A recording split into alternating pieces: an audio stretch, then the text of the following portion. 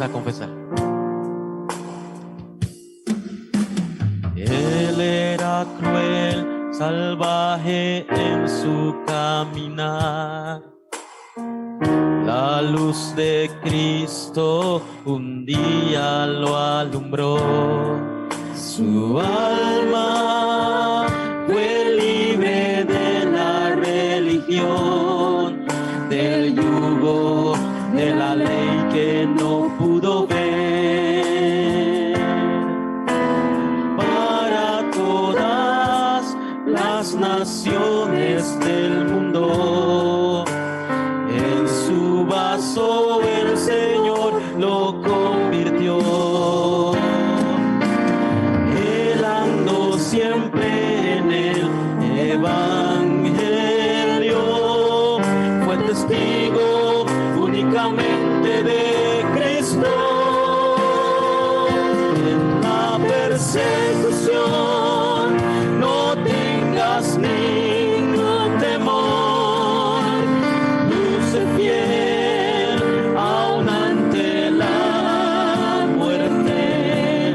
Yo debo llegar a Roma a proclamar, y tú deberes llegar ante el César. No te quedes en las respuestas que recibes.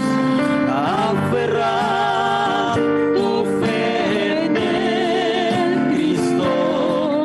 Yo debo llegar a Roma a proclamar, y tú deberes llegar ante el César. Abracemos con todo nuestro corazón la tierra de nuestros misioneros. Formemos remanentes que han de sanar la era y el futuro para Cristo. Las iglesias junto a los discípulos en el pacto unidos siempre irán, y los remanentes que nos seguirán vencerán y nada los podrá parar. En la persecución no tengas ningún temor, tú sé fiel aún ante la muerte. Yo debo llegar a Roma a proclamar, y tú deberes llegar ante el César. No te quedes en las respuestas que recibes. Aferra tu fe en el Cristo. Yo debo llegar a Roma a proclamar, y tú deberes llegar ante el César. En la persecución no tengas ningún temor, tú sé fiel aún ante la muerte. Yo debo llegar a Roma a proclamar, y tú deberes llegar ante el César.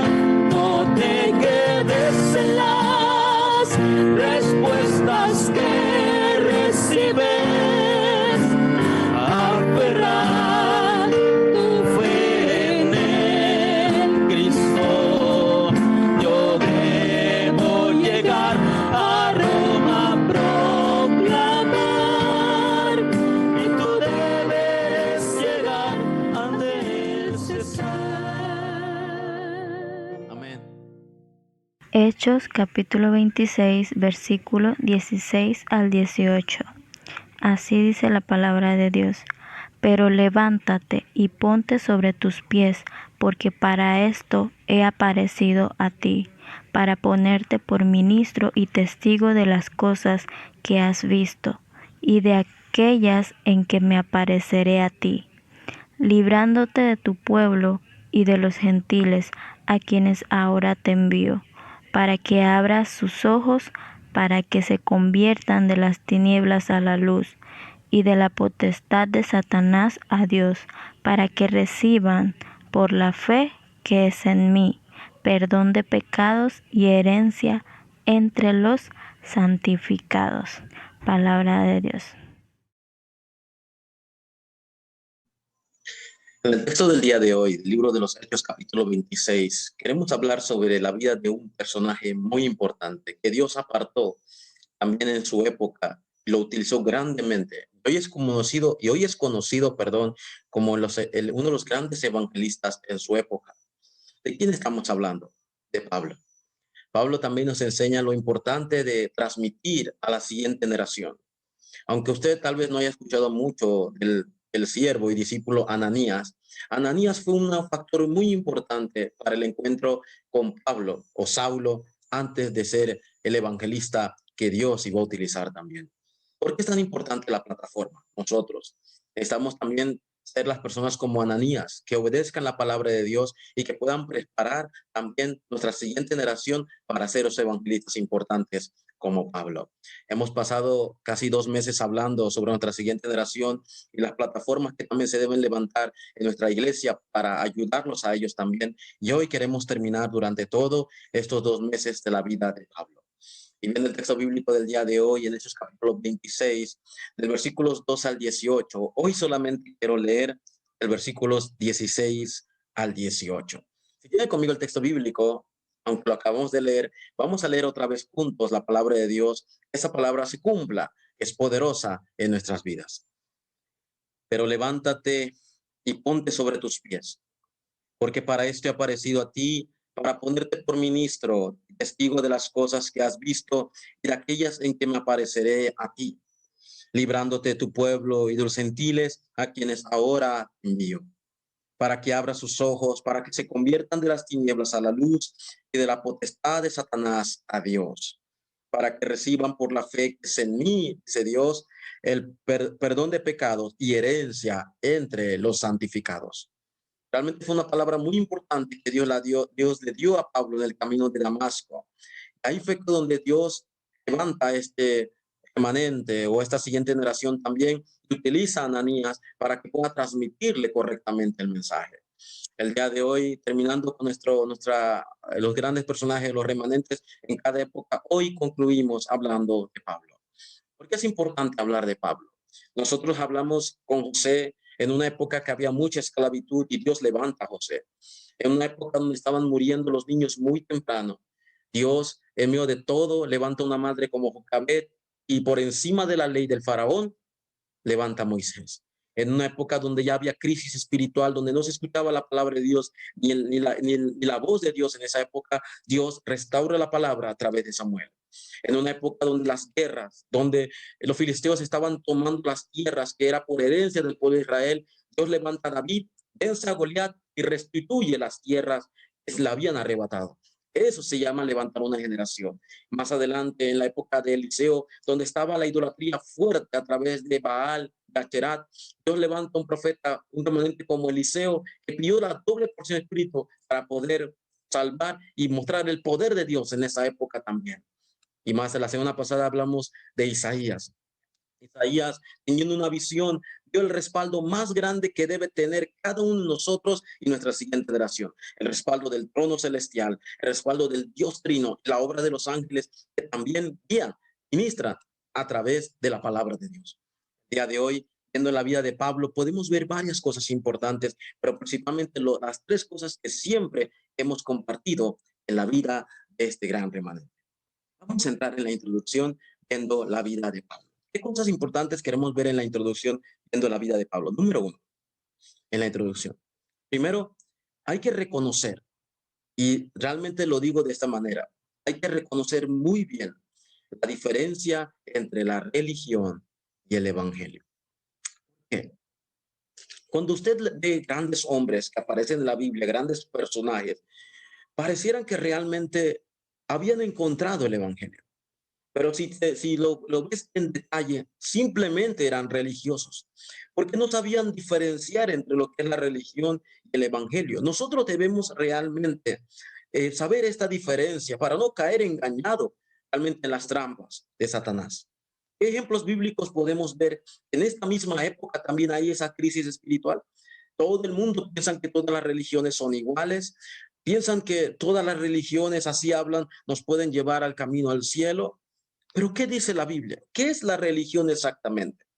Pero lo que vamos a ver es que en la Biblia aparecen personajes que sinceramente fueron sinceros, hicieron las buenas obras, vivieron muy bien, pero no eran salvos. El primero que podemos ver era Nicodemo. Cuando se encontró con Jesús en la noche, y la Biblia dice que cuando Jesús le dijo que tenía que volver a nacer otra vez, no lo entendía. Él era un fariseo, era un maestro de la ley, era fariseo de fariseos. ¿Por qué no entendía esto? Porque su vida era una vida religiosa. Otro ejemplo bíblico que podemos ver es de Cornelio en Hechos capítulo 10. ¿Recuerdan la historia? Pedro se encuentra con Cornelio y la Biblia dice que Cornelio ayunaba. Cornelio ayudaba a los pobres. Es más, oraba. Pero ¿por qué entonces Dios envía a Pedro a encontrarse con Cornelio? Porque Cornelio era sincero, pero estaba equivocado. Era un religioso más, hasta que se encontró con el mensaje del evangelio a través de Pedro. ¿Y qué podemos decir del personaje del día de hoy para nosotros? Pablo o Saulo. En Hechos capítulo 26, cuando usted lo lee el contexto de Hechos capítulo 26, Pablo dice algo tan importante que tenemos que recordarlo. Cuando usted ve el contexto de Hechos capítulo 26, quiero leer exactamente. Y Pablo dice de esta manera. Versículo 9 de Hechos 26. Yo ciertamente había creído mi deber hacer muchas cosas contra el nombre de Jesús de Nazaret, el cual también hice en Jerusalén. Pablo está contando su testimonio. Yo encerré a las cárceles a muchos de los santos, habiendo recibido poder de los principales sacerdotes, y cuando los mataron, yo di mi voto. Y muchas veces castigándolos en toda la sinagoga, los forcé a blasfemar, y enfurecido sobremanera contra ellos, los perseguí hasta las ciudades extranjeras. ¿Por qué Pablo realmente, Saulo en esa época, era así? Él era fariseo de fariseo, dice la Biblia. Era descendencia de la tribu de Benjamín.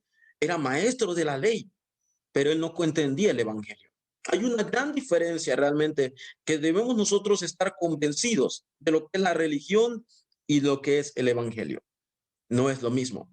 Parece una línea delgada, parecen iguales, pero no es lo mismo. ¿Qué es la religión?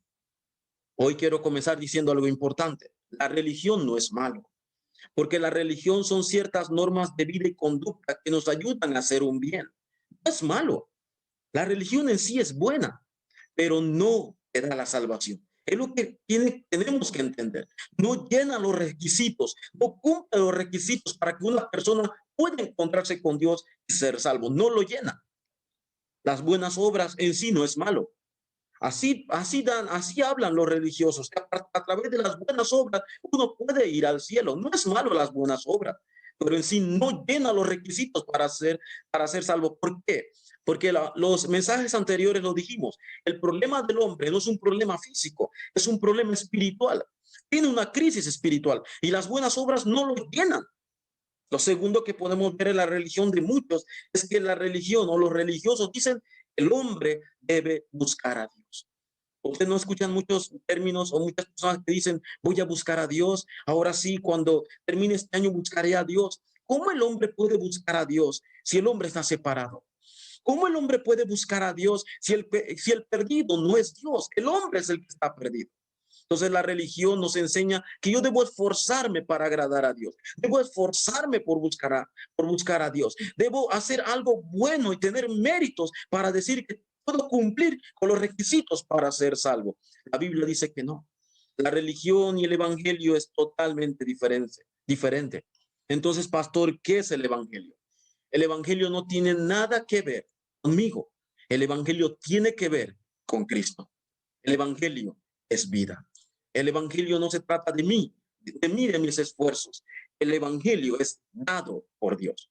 Eso dice Efesios 2, 8, 9, ¿verdad? El evangelio es gracia, es regalo y no es por obras.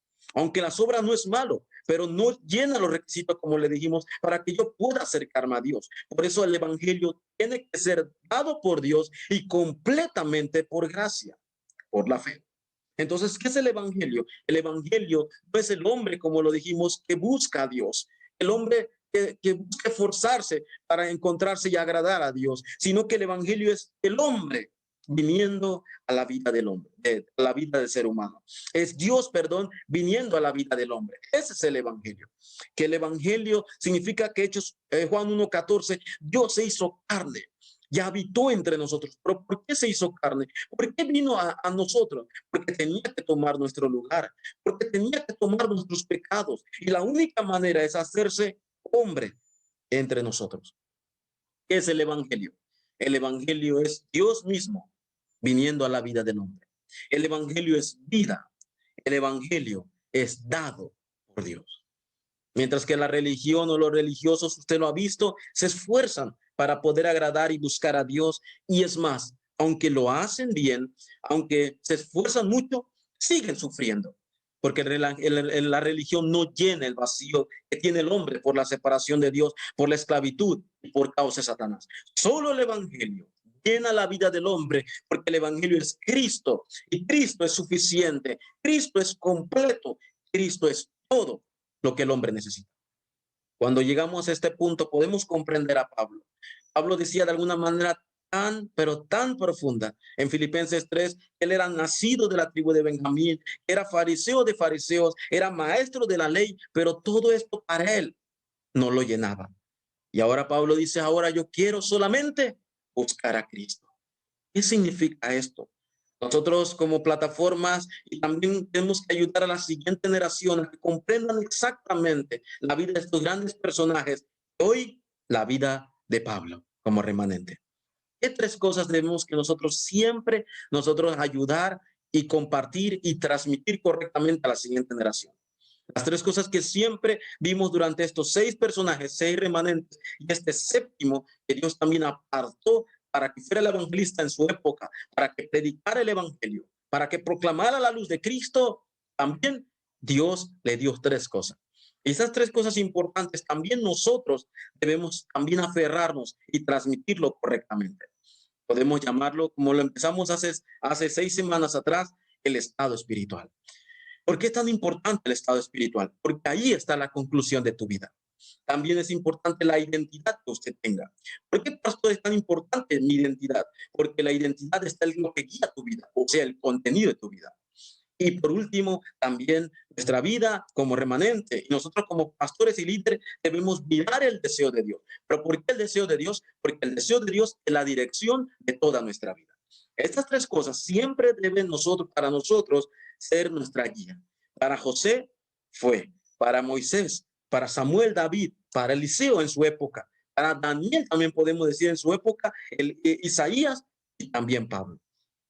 Pablo dice en Hechos capítulo 26, relatando su conversión, Pablo dice que no entendía todo, no, a pesar que había perseguido a muchos, sus ojos se abrieron. Y uno de los textos bíblicos que más me llama la atención aparece en Hechos capítulo 9, cuando Pablo dice, ¿qué quieres que yo haga? Ya Saulo dejó de pensar en sí para solamente hacer el deseo de Dios. En el día de hoy podamos nosotros tomar la palabra, recibir la fuerza y la gracia también para nosotros como Pablo, también en esta época, como evangelista de esta época, y podamos transmitir correctamente este evangelio a la siguiente generación, y así ellos puedan continuar. Primero, ¿qué es lo que Pablo nos enseña en sus cartas paulinas, en las cartas que él escribió acerca del estado espiritual que debemos tener nosotros, o sea, la conclusión de toda tu vida?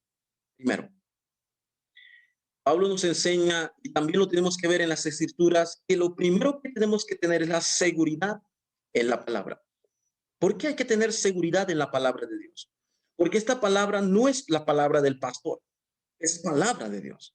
Pablo dijo en Romanos 16, esta palabra, este evangelio, dice Pablo, es mi evangelio.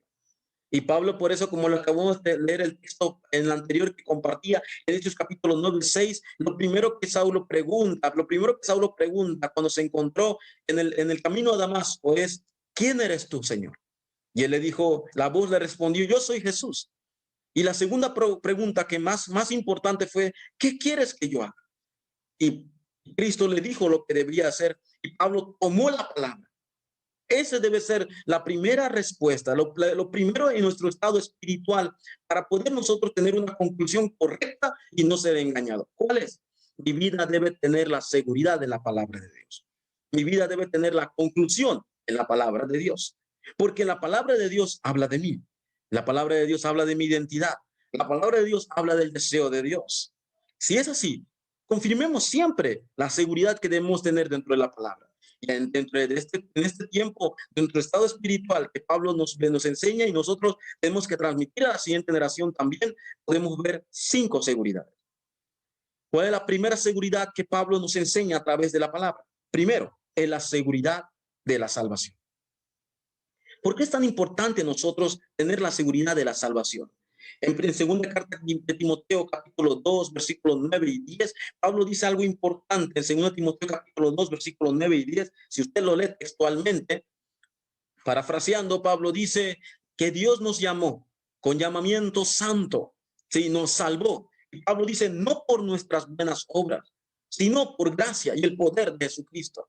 Léalo. Este texto Pablo escribe a Timoteo y nos enseña a nosotros que nuestro estado espiritual está conectado con la palabra. Primero debe tener completa seguridad de la salvación. ¿Y qué significa completa seguridad de la salvación? Que no tiene que ver con mi esfuerzo. No tiene que ver porque yo sea el mejor o porque crecí en una familia cristiana. Mi seguridad de la salvación está en lo que hizo Cristo completamente y para siempre en la cruz del Calvario. Consumado es. Mi salvación está basada en lo que Cristo hizo a través de su palabra. Que tengamos esa seguridad y se levanta la acción de gracias. La segunda seguridad que tenemos que tener delante de la palabra, como lo decía Pablo, aparece en la seguridad de la guía y la obra del Espíritu Santo. ¿Por qué es importante nosotros tener la seguridad de la guía y la obra del Espíritu Santo? Porque el Espíritu Santo es el que muere en nosotros. El Espíritu Santo es el que guía nuestra vida. Dígame, si somos hijos de Dios, ¿quién puede guiar nuestra vida que no sea Dios? Y el método de Dios para que nosotros podamos ser guiados completamente es la obra del Espíritu Santo. Por eso Pablo dice en Efesios capítulo 1, versículos 13 y 14, en el momento que nosotros aceptamos a Cristo, el evangelio de la salvación, fuimos sellados por el Espíritu Santo. Y dice el versículo 14, que es nuestras arras, nuestra garantía para siempre. ¿Por qué debemos que nosotros tener completa seguridad de la guía y la obra del Espíritu Santo? Porque vive en nosotros, porque somos hijos de Dios, porque es nuestra garantía, es nuestra seguridad. En todos los campos, en todo lugar, usted pueda ser guiado perfecto y completamente por el Espíritu Santo, es algo natural, porque usted es hijo de Dios. ¿Cuál es la tercera respuesta y seguridad que debo tener yo como hijo de Dios? Como Pablo lo decía, que debe ser nuestra conclusión, es las respuestas de la oración. ¿Dios responde nuestras oraciones? ¿Realmente Dios desea escuchar a sus hijos? Claro, porque somos sus hijos. ¿Y de verdad Dios responde? Claro que responde. No responde porque gritemos o porque oremos en voz baja o porque oremos muy largo o muy corto. Responde porque somos sus hijos. Ya que somos sus hijos, esa identidad debemos agradecerla. En Filipenses capítulo 4, versículos 6 y 7, Pablo dice, por nada estéis afanosos. Sí, en la circunstancia podrá haber situaciones y podrá haber afanes y preocupaciones, pero todo esto, entréguenlo a Dios. Entrégalo completamente a Dios. Y dice el versículo 7, que la respuesta más grande cuando usted ora de esta manera, el Dios de paz, la paz que sobrepasa todo entendimiento, dice Pablo, guiará y gobernará vuestros corazones. Esa es una mayor respuesta. ¿Dios nos da respuesta a la oración? Sí, oremos simplemente para que Dios guíe nuestra vida. Oremos para que no seamos engañados por las circunstancias. Oremos para que nosotros seamos las personas que podamos predicar un evangelio completo, suficiente y feliz para la humanidad. Que sea nuestro título de oración y Dios absolutamente nos responderá. ¿Cuál es la cuarta seguridad que Pablo nos enseña que debe ser nuestro estado espiritual, nuestra conclusión de vida? Es el perdón de pecados. Ahí donde muchos creyentes realmente en nuestra vida, en el caminar de fe, comienzan a desanimarse. ¿Por qué? Porque dudan del perdón de pecados. todavía viven amarrados a sus pecados pasados y todavía viven pensando en heridas que ocurrió hace muchos años y por eso no pueden restaurar su vida.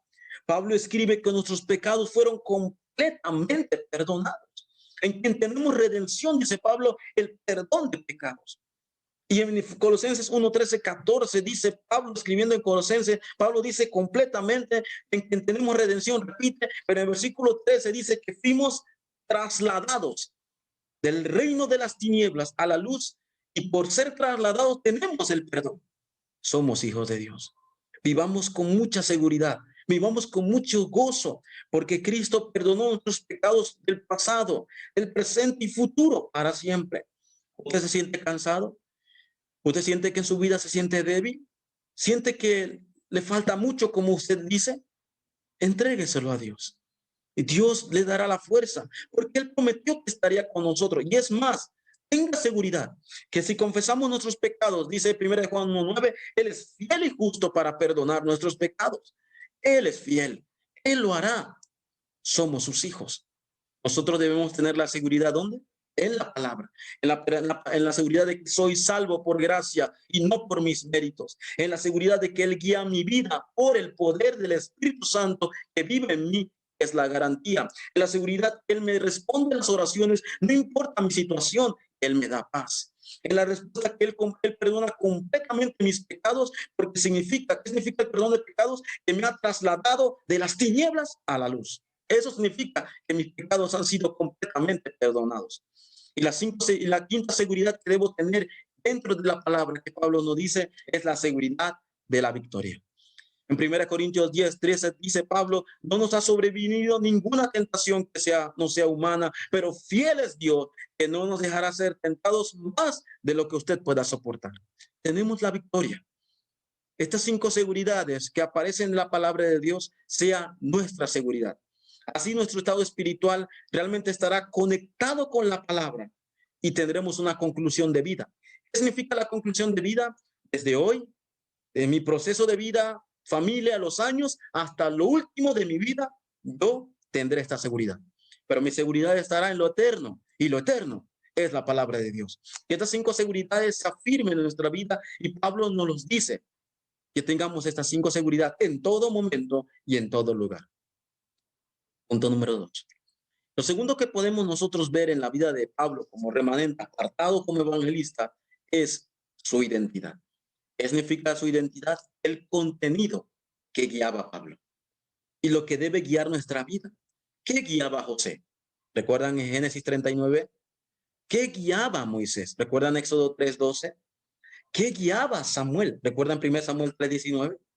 ¿Qué guiaba a David? ¿Recuerdan Salmos 23?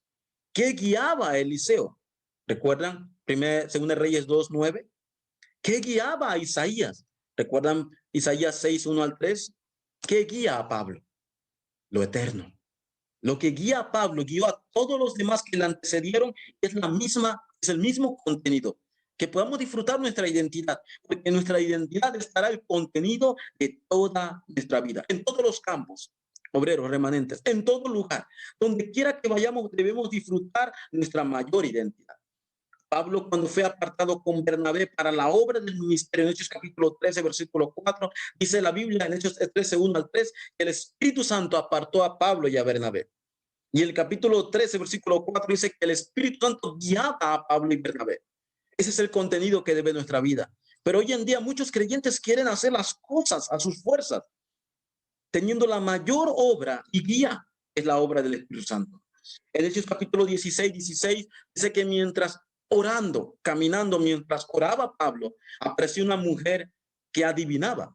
Y Pablo se dio cuenta de que esta mujer no era realmente parte del plan de Dios. En otras palabras, por la guía del Espíritu Santo y porque orando su identidad, Pablo pudo abrir sus ojos. En Hechos capítulo 19, 21, Pablo dice que se propuso en espíritu. En otras palabras, Pablo recibía la guía correcta para hacer el deseo de Dios. Y se propuso en espíritu que ir a Roma. Toda nuestra vida, en todo lugar, en lo que hagamos, hasta estudiando remanentes, debe ser con la guía del Espíritu Santo. Pastor, ¿por qué? Porque usted es hijo de Dior, porque es lo que obra en usted. Nuestra vida como remanentes obreros de esta época no puede ser otra cosa. Que sea un tiempo para disfrutar las tres mayores bendiciones que Dios nos ha dado como la identidad. ¿Cuáles son las tres bendiciones que Dios nos ha dado dentro de la identidad porque somos sus hijos? Es el contenido de nuestra vida. Uno, la morada del Espíritu Santo. Para siempre vive en nosotros. Dos, la guía del Espíritu Santo. Nos guiará aún después de la muerte, dice la Biblia. Y la obra. En otras palabras, cuando oramos, Dios nos responde. El Espíritu Santo obra en nuestra vida como testigo en los campos. Debemos disfrutar nuestra identidad. Y Pablo lo disfrutó en cada campo, como lo leímos, en cada lugar, en cada circunstancia. Pablo sabía quién guiaba su vida. Ese debe ser nuestra identidad. Y número 3. ¿Cuál era lo tercero que Pablo, como remanente, obrero, discípulo, nos enseña? El deseo de Dios. La dirección de toda la vida para nosotros como plataforma y a la siguiente generación tiene que ser el deseo de Dios. ¿Y cuál era el deseo de Dios para la vida de Pablo? Lo leímos en Hechos capítulo 26. Lo leyeron, ¿verdad? Para que abra sus ojos, para que se conviertan de las tinieblas, ¿sí? De la potestad del diablo, para que salgan de esa oscuridad. El deseo de Pablo, de Dios, siempre fue levantar a Pablo como el evangelista que iba a proclamar este evangelio. Por eso cada uno de nosotros como obreros y nuestros remanentes debemos caminar siempre en el deseo de Dios. Cuando hablamos de caminar siempre en el deseo de Dios, en cada paso, en lo que hagamos, en el futuro, en lo que planeemos, sea en el deseo de Dios. En Romanos capítulo 10, versículos 13 al 15, dice Pablo, todo aquel que invocar el nombre del Señor será salvo, dice Pablo. Pero el versículo 14 dice, entonces, ¿quién podrá darle este mensaje a ellos? ¿Sí? ¿Quién podrá guiar a estas personas que están en oscuridad? ¿Y quién les hablará? Dice Pablo. En el versículo 15 terminando dice Pablo confesando, dice Pablo, que preciosos son los pies de los que anuncian la paz. En otras palabras, remanentes, iglesia y obreros, los pies del evangelista son los pies más preciosos para Dios. No importa la marca de zapatilla o zapato que usted tenga. Puede ser el más barato, puede ser más caro. Eso no importa para Dios. Para Dios los pies más preciosos son los pies del evangelista que llevan el evangelio de Jesús, que es el Cristo, en todos los campos, como lo hizo Pablo. Ese debe ser nuestra mayor dirección. Y en todos los textos bíblicos, en Hechos aparece el deseo de Dios que puso en la vida de Pablo. En Hechos 19, 21 dice Pablo que propuso en su corazón. En Hechos capítulo 20, versículo 24, dice Pablo, dice que para esto Dios me ha llamado. En Hechos capítulo 23, versículo 11, dice la Biblia, dice, Dios le dijo a Pablo, no temas, porque así como estás aquí, tienes que presentarte ante César. Y en Hechos 27, 24, Dios le promete que no iba a morir porque tenía que estar en Roma. Nuestra vida debe estar aferrado al deseo de Dios, no importa las circunstancias, porque la palabra de Dios se cumple. Y el deseo de Dios es que usted haga la obra de la evangelización del mundo desde su casa, con su especialidad, en su campo, en su oficio, hágalo, porque desde ahí Dios obrará también. El deseo de Dios es que Él nos quiere llevar hacia donde nadie realmente pueda ir. ¿Dónde es eso? Hacia la obra de Él, el deseo completo de Él, que todos conozcan este evangelio. Que usted pueda hacer lo que nadie puede hacer en el oficio. Usted puede estar donde nadie puede estar en ese lugar. Y usted pueda realmente ser feliz en ese campo como evangelista, como el testigo que es en medio de la crisis, en medio de la oscuridad que azota los campos. ¿Somos esos evangelistas? Dios también nos llamó, como llamó a Pablo. No como Pablo en su época, pero nos llamó el mismo Dios que llamó a Pablo. Y Él estará con nosotros.